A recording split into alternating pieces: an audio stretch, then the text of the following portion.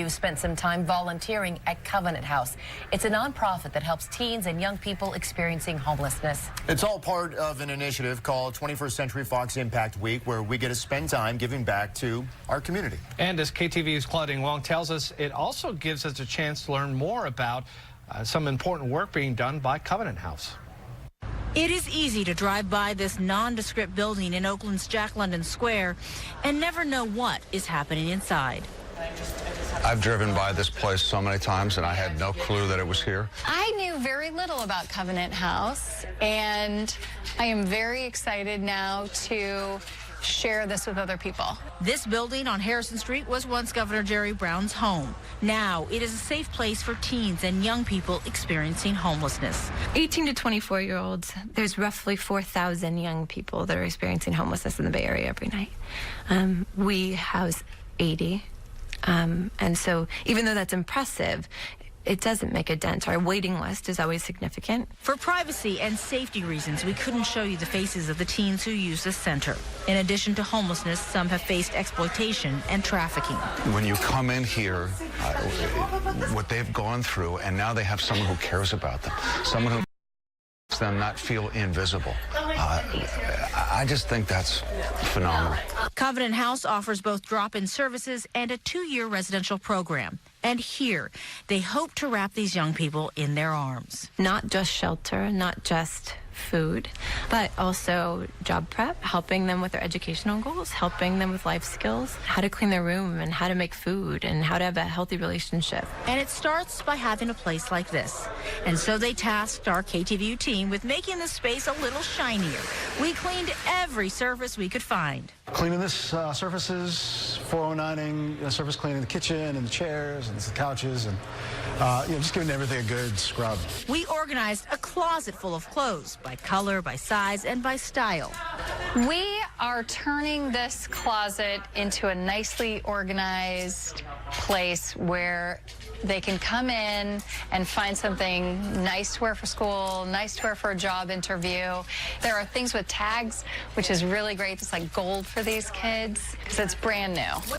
My closet certainly doesn't look like this at home, but darn it, I was going to make this row perfect, and I'm going to make this row perfect. It's the least that I can do, and if that puts a smile on their face when they come in, man, that's fantastic.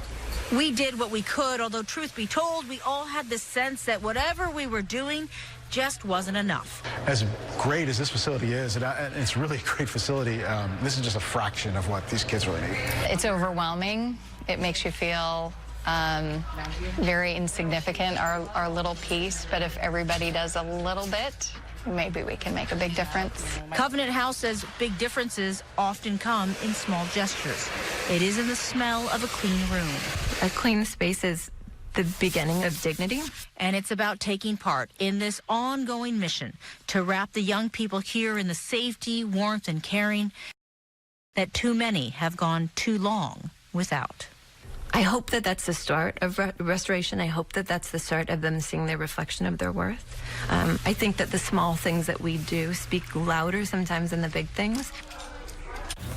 All right, Claudia joins us here in studio to talk more about Covenant House and really what Covenant House is trying to do next. Well, I mean, I think the reality is they need more beds. They just need more space. They've got 80, and they want to double the space. They've got 3 locations, one in Alameda, one in Berkeley, one in Oakland, and so they're starting a capital campaign because when they talk about it, they're saying, think about this stat that of the beds that are available for people experiencing homelessness, 3% are designated for young people. So this is a problem as we try to address the larger problem of homelessness that they're trying to attack. And so, it often, as it does for nonprofits, comes down to funding. Yeah, you and I and many others here took a lot of good questions from the young people of Covenant House when they actually came to KTVU about the next step. The next step, and really that was great, and why they wanted them to come here and they have them visit all sorts of industries is for them to be able to see their future. They're saying even with all the stuff they experience, and we met a lot of people who were just so bright and optimistic, and they wanted to see all the different jobs and possibilities and places they could work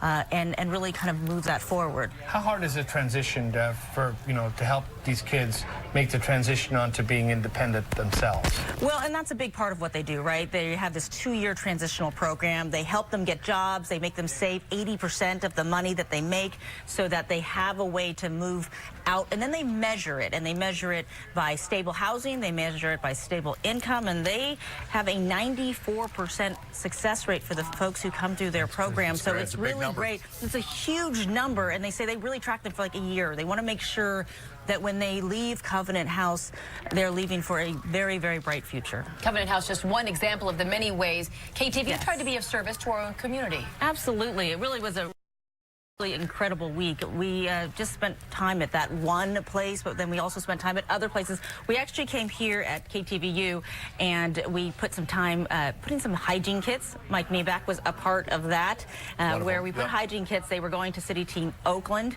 and those are really important for the work that they are doing there. There's some video of what we were kind of putting in those bags. We also paid a visit to City Team Oakland where those hygiene kits were going. It's only a few blocks from here as well. And we talked to them about how they are trying to help those in need. And we'll have that story for you, of course, here on The 9 tomorrow. Claudine Wong's always good.